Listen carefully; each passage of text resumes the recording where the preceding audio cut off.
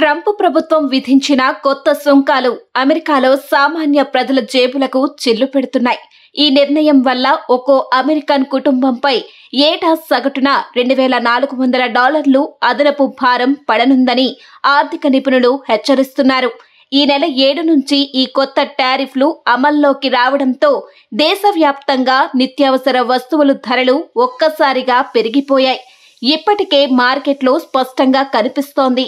Walmart, Amazon వంటి ప్రఖ్యాత retail దుకాణాల్లో వస్తువుల ధరలు అమాంతం పెరిగాయి. పాత ధరల స్టిక్కర్లపైనే కొత్త ధరల స్టిక్కర్లను అతికించి అమ్ముతున్నారు. మెర్సిడెస్ చాండ్లర్ అనే మహిళ వాల్మార్ట్లో పెరిగిన ధరల గురించి సోషల్ మీడియాలో పోస్ట్ చేయడంతో ఈ విషయం వైరల్గా మారింది. ఒక కోటు ధర $6.98 నుంచి $10.98, బ్యాక్ ప్యాక్ ధర $19.97 నుంచి $24.97 పెరిగిందని ఆమె తన పోస్టులో పేర్కొన్నారు. దుకాణంలో ఎక్కడ చూసినా ఇలాంటి పరిస్థితే కనిపిస్తోందని ఆమె వాపోయారు.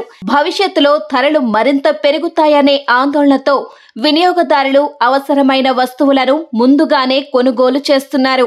ఏ వస్తువుల ధరలు పెరిగే అవకాశం ఉందో తెలుసుకోవడానికి AI టూల్స్ ను సైతం ఆశ్రయిస్తున్నారు. రాబోయే రోజుల్లో డైపర్లు, షాంపూలు, స్కిన్ కేర్ ఉత్పత్తులు, దిగుమతి చేసుకునే మద్యం, కార్లు, వాటి విడిభాగాలు, చైనా నుంచి వచ్చే ఆట బొమ్మల ధరలు కూడా గణనీయంగా పెరగనున్నాయని అంచనాలు వెలువడుతున్నాయి.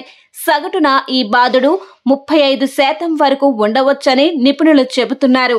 ఈ సుంకాల పెరుగుదల నేపథ్యంలో అమెజాన్, వాల్మార్ట్ వంటి దిగ్గజ సంస్థలు తమ దిగుమతులను తాత్కాలికంగా నిలిపివేశాయి. ప్రస్తుతానికి సరుకులను పంపవద్దని ఎగుమతిదారులకు సూచించినట్టు సమాచారం. దుస్తులు, టాయిలెట్ పేపర్ల నుంచి టూత్ పేస్ట్, డిటర్జెంట్ల వరకు అనేక వస్తువుల ధరలు ఇప్పటికే పెరిగాయి.